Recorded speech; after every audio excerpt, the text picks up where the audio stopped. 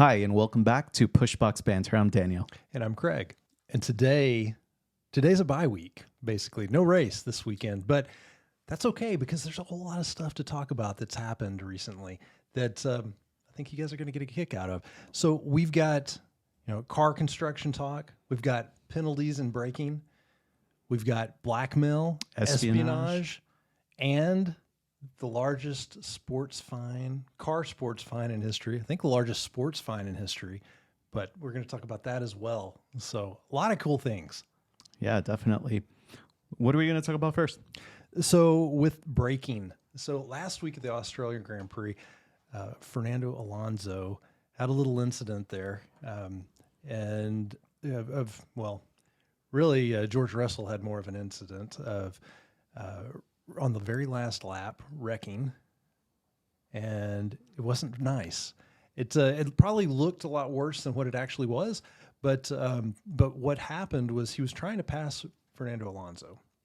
So on the last lap, he's pushing it, and he's catching up, and then all of a sudden, you can see from his onboard camera, he just drastically catches up, and then Alonso kind of speeds away, and then Russell loses control, goes off the into the wall, wrecks. Off turn 6. Yeah, off turn 6. Hits the barrier, ends up in the middle of the road. Yes. So there he is in the middle of the road, and he's so they've got to pull the safety car, all that good stuff, right?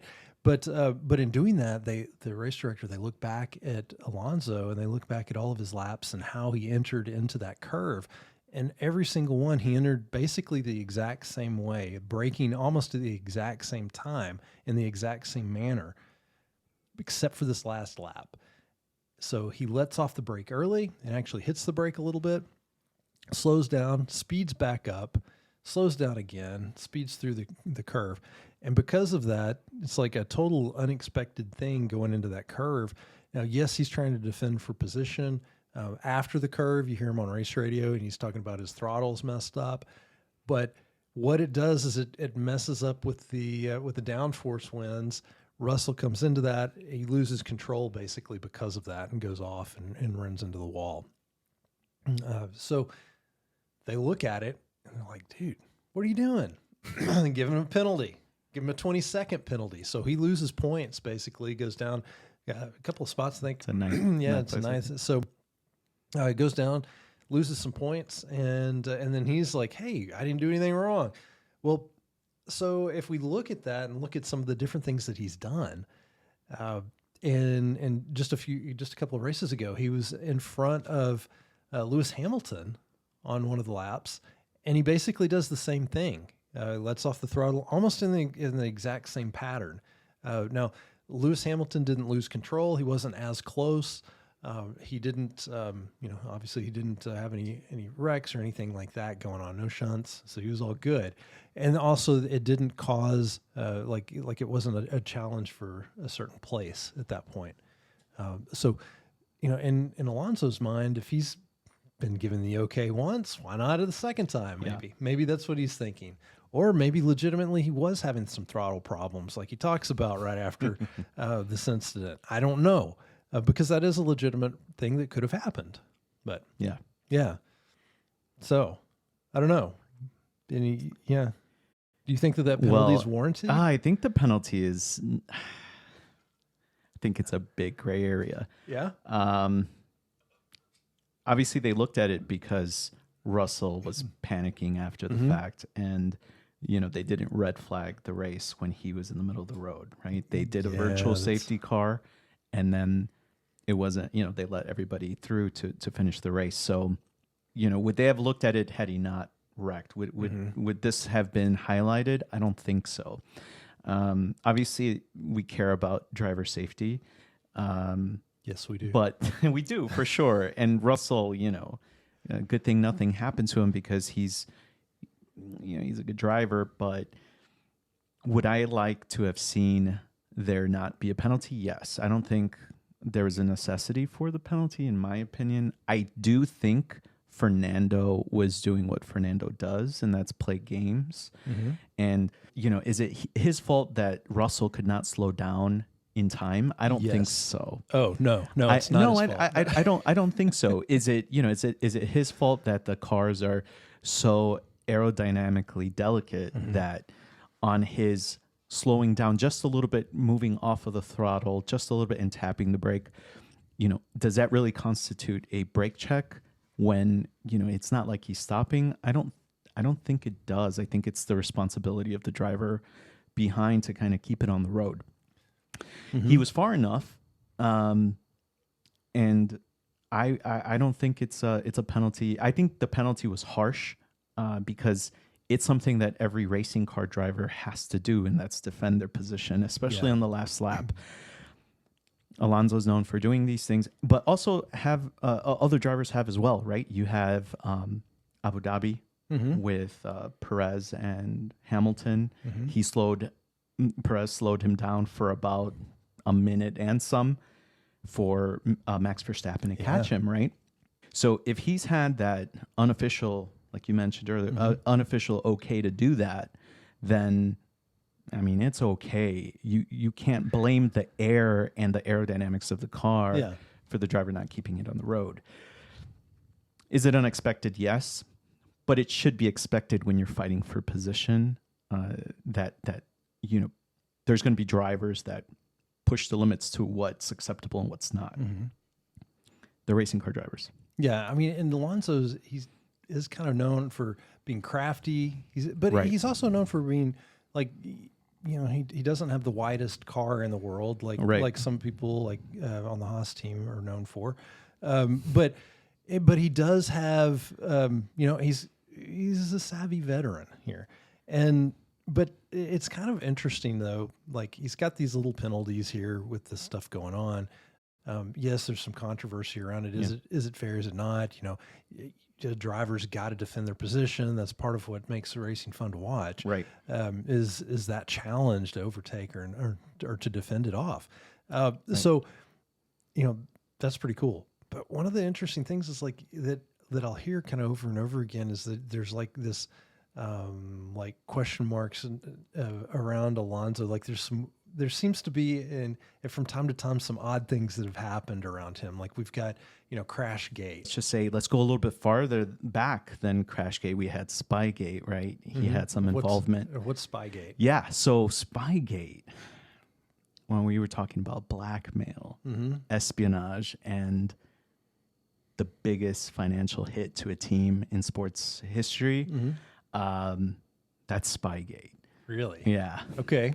Tell me about the player. Like, who all's involved in this? Yeah. So, gosh, how did it get its name? This is going back in history.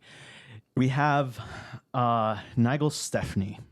Okay, so we'll name him Stefani for now. Okay. And moving forward, he was a head mechanic at Ferrari during 2007, and he was actually part of the dream team that Ferrari had in the previous years with Ross Brawn. Then you have some of the drivers at Ferrari. You have, just a set. You had Massa, you had Kimi Räikkönen, Mike Coughlin. Mike Coughlin was the chief design person at McLaren, and then you have Mike's wife, Trudy. Then you have Ron Dennis, head of McLaren at the time, for a while. And then you have Fernando Alonso, top driver at McLaren. You have newcomer Lewis Hamilton. Okay. And you then have the FIA. You have Bernie Ecclestone. You have Max Mosley. And then you have Pedro de la Rosa, which was a reserve driver. Okay. He was a reserve driver for McLaren. So these were all people that were directly or indirectly involved. They correct. may have just happened to be on the teams at the time. Yes, so, yes. Not necessarily like involved as being like actively doing any of these things. Correct. They're just around Or involved. Yeah. So at Ferrari, you had Michael Schumacher, you had Ross Brawn. They all left, and so you're left with Stefani, right? He's a guy over there. He's like, all right, I've been head mechanic for a while. I need a better gig. I'm gonna go in, try to get a technical director job. Okay. They don't give it to him at Ferrari. So he's a little bummed out, right? He's like, man, I deserve this. I'm peed. I'm really mad, right? So he talks to a journalist and basically tells them that if they didn't promote him, he would have to leave if another opportunity came. Okay. So he's very discontent. You know, he's not happy with his current position. And then lots of little things start happening at Ferrari. They start to notice bits of white powder. And not the type of white powder you might think, Craig. Come on. Okay. So not anything that's funding the cartel or Nothing related to the cartel or okay. anything like that. No, not related to the show Scarface. No, not related to that. But they start seeing bits of powder and things like that on some of the vehicles and by their fuel hoses and stuff like that. So Ferrari actually ends up investigating, looking at cameras, and they see that Stephanie was acting weird around the cars. So what they do is they launch an investigation, go to the police, and the police end up going to his house and find the same white powder in his I think it was on his person or in his pants, something like that. At the same time, so they're investigating, they go to the police, they feel like something's going on. Stefano Domenicali was head of Ferrari at the time, receives an email from a print shop worker. Okay. This print shop worker, big Formula One fan, and guess what? What? Big Ferrari fan. Nice. So this print shop worker is located in England. Okay. And he sends them an email saying, hey, Stefano, just a heads up, I was making these copies and it looked like something that belongs to Ferrari that shouldn't be with the hands of the person who wanted copies made of these things. Okay. Wow. Okay. Yeah. So you have a superhero print shop operator, right? What the print shop operator finds out is that the person who had given him, because he did ask for the name of the person who gave him the order, was Trudy McLaughlin. Trudy McLaughlin. Okay. So who is she? She is the wife of Chief of Design of McLaren, Mike McLaughlin. Nice. Okay, so so this document, 700 pages, she wants it put on 2 CDs.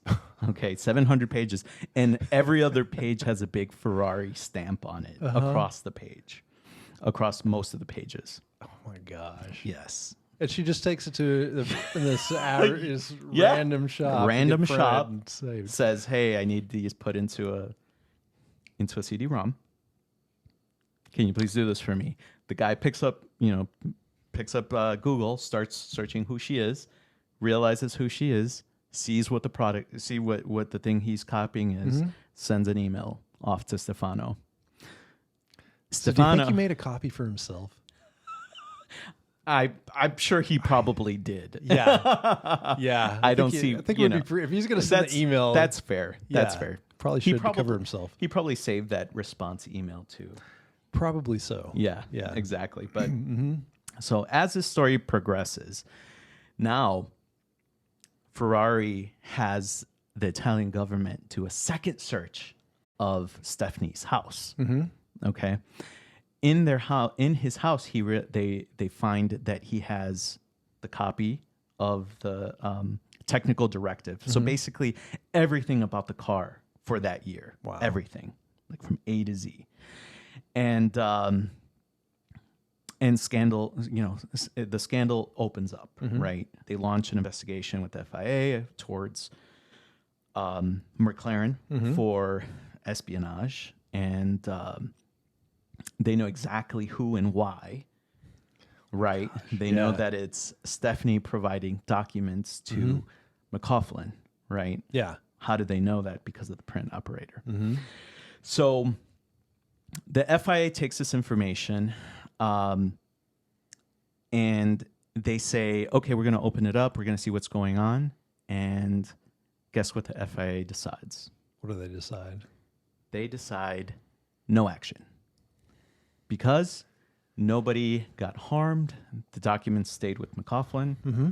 They can't prove that any of the parts or engineering information that they had in that 700-page document was used for the benefit of McLaren during that actually period. Got to somebody that would be able to use it. Exactly. Right? Yeah. Exactly. So they can't prove it. They're like, okay, it went. He got his eyes on it, but there's nothing we could do. Mm-hmm. Okay. So Ferrari is not happy. They're like, nope, we're not going to accept this. You need to reopen this. We're going to appeal it, right? So the appeal goes on. Everybody keeps racing. The fight during the championship is kind of back and forth between, guess who? Ferrari and McLaren. Okay. The two powerhouses at the time. During this time, there's drama happening at McLaren. Mm-hmm. So who do we have at McLaren driving? Who did I mention? Alonso and Sir Lewis Hamilton. Sir Lewis Hamilton. I guess he wasn't Sir Lewis Hamilton at that time, but he was Lewis Hamilton at that time. So Alonso and Lewis Hamilton are fighting it out on the track. Okay. Week in, week out. Okay. They're close in points, closer than anybody ever expected. Hamilton is brand new, right? Brand new to Formula One. And he kind of throws a wrench into that team because that team is supposed to be Fernando's team. Mm-hmm. But he's driving much better than anybody anticipated, and is honestly having the best rookie year that anybody can remember up to date. Yeah. Okay. So as this is going on, there's a little bit of infighting that's happening between Lewis and Fernando. They get to Monza. They actually win. They're a 1-2 for McLaren. And there's a little bit of some discontent from Lewis. He's kind of mad. He thinks there's some favoritism happening with Fernando. Okay. And they get to Hungary. And in Hungary, so Hamilton feeling that he could have done better in Monza, when they get to Hungary, during qualifying, it was determined that Fernando was going to be allowed past Hamilton at one section to complete his lap. Okay. Hamilton positioned himself in a way to not let that happen. Okay.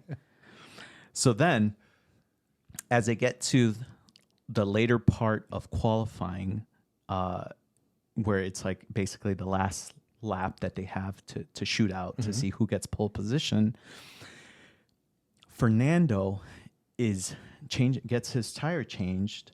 He's in the pit, and Hamilton comes right behind him, and Fernando gets the green light to go. Start your lap, with Hamilton being the second driver to then go into the pits. Yeah. What happens, though, is Fernando sits idle. He sits idle in the pit, and they're telling him, go. Like, your tires are changed, you're fueled up, you're good to go. Like, go. He sits 10 excruciatingly long seconds. Oh my gosh. I know. Finally, he departs, starts his lap. Hamilton comes in, starts his lap, can't complete his lap on time.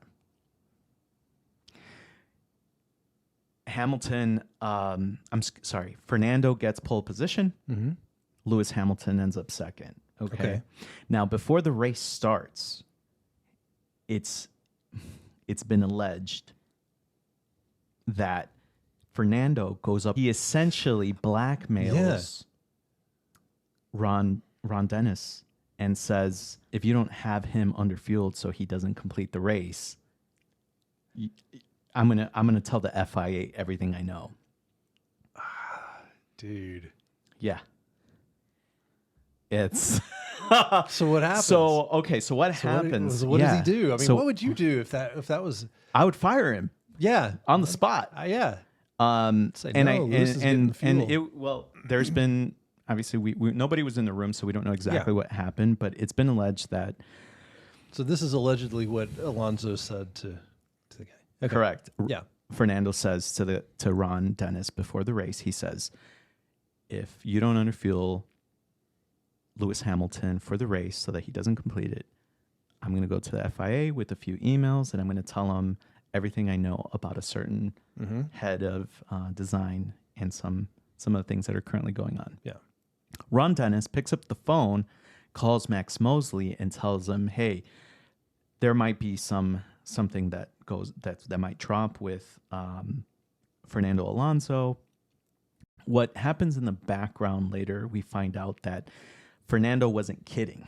Fernando actually gave up emails between himself, De La Rosa, which was a reserve driver, and McLaughlin.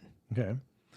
And in those emails, they quite literally state, this is valid. This is information we can rely on. It's coming from, Stephanie. And in those emails, they talk about when they were going to pit, just a couple of things that only Stephanie would know. Yeah. Right? Stephanie, sorry. So that's more or less what happened in terms of like Fernando and how that relationship was immediately fractured at that moment, right? The FIA, having reopened the investigation, comes down and slaps everybody with, the business part of it, not the drivers. They actually give the drivers immunity and they give McLaren the biggest fine in sports history, $100 million. And more or less what happened in Spygate. Dang. Yeah. So pretty crazy. Very, Fernando was right in the mix. And again, he, his competitive spirit really got the best of him to the point where, he saw Lewis Hamilton kind of coming up and, did what he had to do and was caught up in the middle of this and then, did provide the FIA what they needed to kind of go after McLaren. Wow. Yeah. So what happened after the fact was, quite a spectacle. At the end of the season between Fernando and Hamilton, they were basically neck and neck. Yeah. And at the last race, they actually both got beat out by Kimi Räikkönen at Ferrari by a single point. So they tied. Yeah. They tied in points. Yeah. Lewis Hamilton and Fernando Alonso, and Kimi won. The biggest blunder. And McLaren got disqualified. So McLaren, even though they were winning races or finishing second, they actually weren't earning any more points and were off the books in terms of like winning a constructors championship. Okay.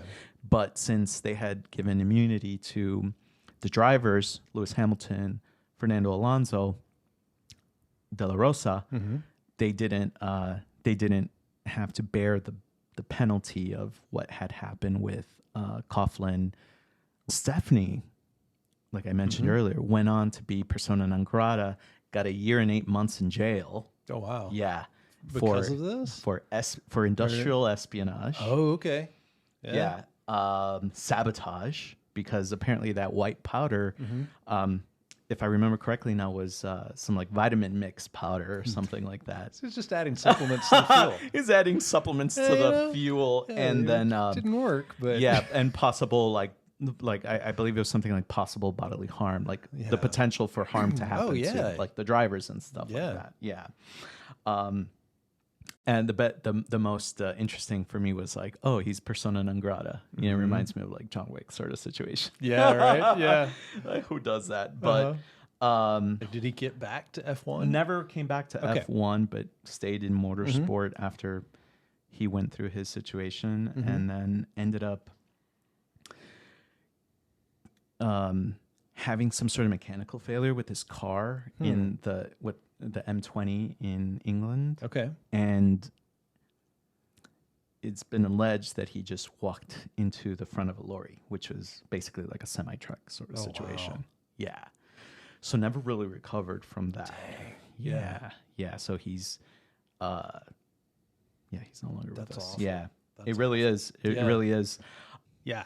Mercedes having a stake in McLaren had to bear, and being their engine provider, had to bear the biggest part of that fine. I think they took over like 40% of the fine. Why did they have to? That's because they're stakeholders in that team, and eventually because of the stakeholders. Exactly. And so what happened later is, they eventually got upset with McLaren because McLaren ended up, and Ron Dennis ended up creating a second road car that Mercedes was upset about because they figured this would be basically a competitor to some of their higher end vehicles. Okay. So then they went at it alone afterwards, 2010-ish, brought in Michael Schumacher. And, you know, if we think about 2014 through 2021-ish, or 2020, they had their reign of terror, basically, where they just swept everything. So a really interesting story for them, and kind of how they were involved in that, but then got themselves out and then became their own works team. Man, that's rough for them to get a penalty off of that. Yeah. Because it's like Ferrari sending all the stuff to McLaren. Yeah. McLaren's, you know, doing whatever they're doing with it, and it's all involved in that team. Yeah. But yet, because they're part, you know, they've got money invested. Right. Yeah. They have to bear a lot of the burden of that. They did. They did. That's how a lot of that stuff goes. Like in, you know, I mean, every country has a little bit of different laws and so forth. But yeah, that's rough. And Hamilton ended up winning his maiden championship with McLaren in 2008. So missed it in 2007. So 1 year later. Yeah, 1 year later. Hamilton comes back for McLaren. Correct. Wins the championship. Youngest driver ever. Youngest driver That's ever. awesome. And beats Massa, Felipe Massa, right? The first of many. The first of many, yeah, absolutely. Ron Dennis was eventually basically saw the downfall of his wonderful team, and it just kind of went down for him after that. Lewis Hamilton eventually left. The car never recovered. He had a horrible stint with Honda, where the car basically broke down consistently, and then went back to eventually Mercedes, and went to Renault and then to Mercedes, and have been there since, and are finally kind of getting back to their old ways. I'm not going to say winning ways, but definitely back to a position of like, they're competitive.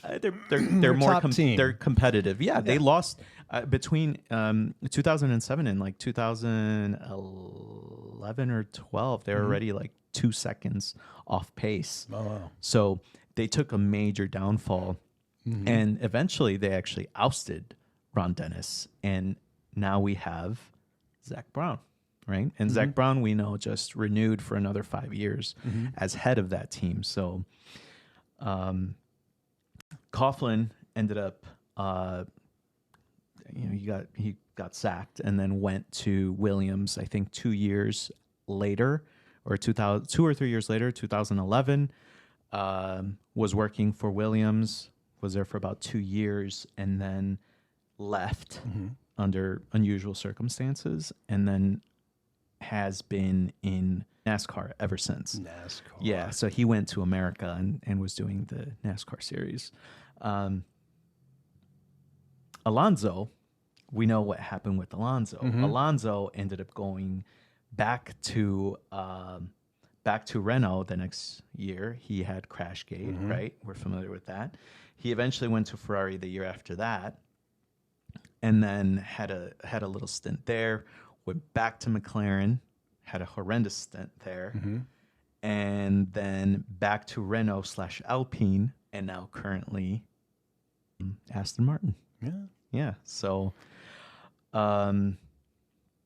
Max Mosley, I'll leave him for last because he had one of the more interesting things happen to him the year after Spygate. So he gained a lot of notoriety for how he handled that situation. In 2008, the News of the World tabloid came out and wrote a story and published a video about him hosting Nazi orgies with a Nazi-themed orgy with 5 sex workers. So that was a whole controversy for the sport. Then eventually he won a lawsuit against News of the World, not so much for what happened, but for publishing his personal information or like personal details. So, and he stayed in the sport for a while. And in 2021, just so you know where he's at now, he was diagnosed with terminal cancer and then unalived himself with a shot. Yeah. Wow. So, man, that's the story and kind of the aftermath. That's some crazy aftermath to end with. Lots of aftermath. It's really interesting. Yeah, it's really interesting. A little bit about Spygate. Really good history there, man. Well, history story. Yeah, it's always fun to hear about espionage and blackmail. Right, large dollar fines. Yeah, yeah. This could be a John Grisham book. Yes, that's right. I mean, you really could. Like, gosh. Yeah. Yeah, man. Yeah. Well, yeah, next week. Yeah, next week. So Japan this next weekend. So this is actually one of the cool tracks. It actually is a figure 8. It's the only one that's like that.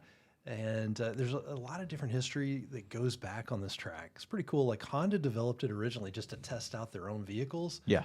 They thought it was so cool they couldn't keep it to themselves. So they ended up making it this, the Grand Prix track. Well, that's at least my version of the story.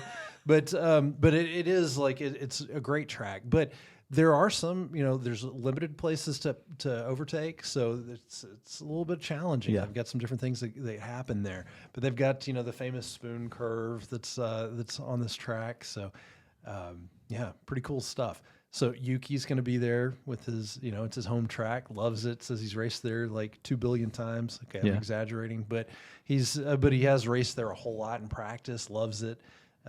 But also like Williams, they're going to be there. Yeah. Will they have 2 chassis that are working? That's a good question. I don't know. You'll have to tune in to find out. But they're definitely not going to have 3 like all the rest of the teams. Yeah. The third one's not going to be ready just yet. Possibly China. So hopefully that second one, they said that they think that it's going to be ready, but we'll see. We'll see on that. Do we expect any rain? Yes. Yes, we do. So rain currently is forecasted. I think it's about 47% chance of rain for that day. So, with rain always comes some interesting conditions. So it makes it a lot less predictable. So, I mean, for predictions, Yeah. I mean, I think that Red Bull's going to come back. Verstappen's going to be rolling this time out for revenge for him actually losing one race and not being able to have a perfect season. So I think that he's coming back for that. The Ferraris are going to be right there with him. But I do think that Red Bull, Perez is also going to have a little bit better day. With the cooler temperatures, less tire degradation. Yeah. That was something that they saw this in the past race with the higher temperatures.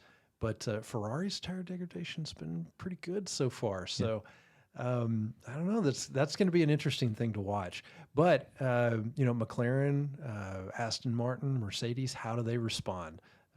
Mercedes, George Russell and Hamilton didn't have the best day last weekend in Australia. They should be coming back pretty strong. Hamilton's won there in the past. He's won a bunch. So the past 2 times, 22, 23, it was Verstappen. 21, 20, didn't have the race. Before that, 19 and 20, we had Lewis Hamilton winning there. And so, I mean, he's more than capable, but is his car more than capable? I don't know. I don't think so. But we'll find out. I don't know. Do you have any predictions? Yeah, I give it to Max. Max Perez, Sainz. Max Perez and Sainz. Yeah, I think Sainz is still on his revenge driving. Yeah. So he'll be up there, definitely. I think so. I think Sainz is like dialed in right now. Oh. And like mentally, physically, he's all in. He's all right in now. Like he's extra focused. I mean, you know, I think on one of our episodes we did ask if his girlfriend has superpowers, and I think if she does, she has transferred those to him because he's driving great right now. He really is. I think that he'll keep up with that. So yeah, I mean, I could definitely see him on the podium. Is he better than Leclerc right now? Yeah. I think he's driving better. 100%. Is he the better driver overall? Probably not, but man, they complement each other really well right now, and so that's going to be fun to watch and see how that plays out with all those four: Verstappen, Perez, Sainz, and Leclerc. Yeah. You know, I think they're right at the top, and Yeah, definitely. I think they could go in any order at the top. But best of the rest. McLaren or Mercedes? I think I give it to McLaren. McLaren, yeah. I think McLaren is Aston Martin. That's going to be tough. I think that McLaren, Mercedes and Aston Martin kind of split each other. Yeah, like in order. Yeah, you know, you've got Alonso's a little better than Stroll. Stroll's maybe a little better than Hamilton in this version of the car. Right. You know, it is interesting to see Hamilton have to face a little bit of adversity. He's been really fortunate all of his career to have really good cars, and this car isn't. Yeah. So, I mean, he's had some other bad cars the past couple of years, but gosh, the what is it, the 22 car? The drive on that, I was watching some historical F1 recently, and he was complaining about the porpoising. Yeah, when he got out of the car, like right at the very first ride, like he was walking like an old man. Yeah, it's such just beat up from having to drive like that. Yeah. So it was kind of it was funny in a way. I'm glad that he wasn't injured, right? You know, but yeah, it's the beginning of the end for Mercedes at that point. Yeah. Pretty much. Yeah. I think Russell's going to be a little shaken, but hopefully he comes back strong. Yeah. I think so. Yeah. I think he'll come back. He'll do well. He's an excellent driver. Yeah. You know, going down the grid, I think Haas continues to do well. Right. I think they'll continue to do well again. Sonoda, I think he's going to do a great job. Hopefully he will. I'm going to be pulling for him this weekend. His home race, yeah. Yeah, I mean, he's a middle of the pack car. Yeah, for sure. But I mean, if he can perform well, he performed well in Australia last time. Yeah, definitely. Top 10. Yep. I think he can do it again. That's going to be great. I would love to see it. Yeah. Puts pressure on Ricciardo too. It does. It's kind of a fun pressure. Well, as long as he doesn't get fired over it. But I think it is fun. I hope that Ricciardo does really well too, and has a really good day. Yeah. You know, you've got some of the other guys at the back of the track, Bottas. I hope that he does have a good Japanese version of his commercial with Uber, right? Because his Uber commercial was awesome. Yeah. So. Yeah, that's what I've got for next week. Yeah, that's excellent. I can't wait to recap it with you. I can't wait either, but we're gonna have to, because in 1 week's time. Yes, in 1 week's time. So excellent. Yes. Well, follow us, like, subscribe, comment. Yeah, you know what to do on your platform. On your platform. Yes, your chosen and select platform, the one that you like. Mm-hmm. And thanks for sticking around and listening to us. Yes. Thank you, Craig. And thank you, Daniel. Thanks. It's been fun. Bye, guys. Bye-bye.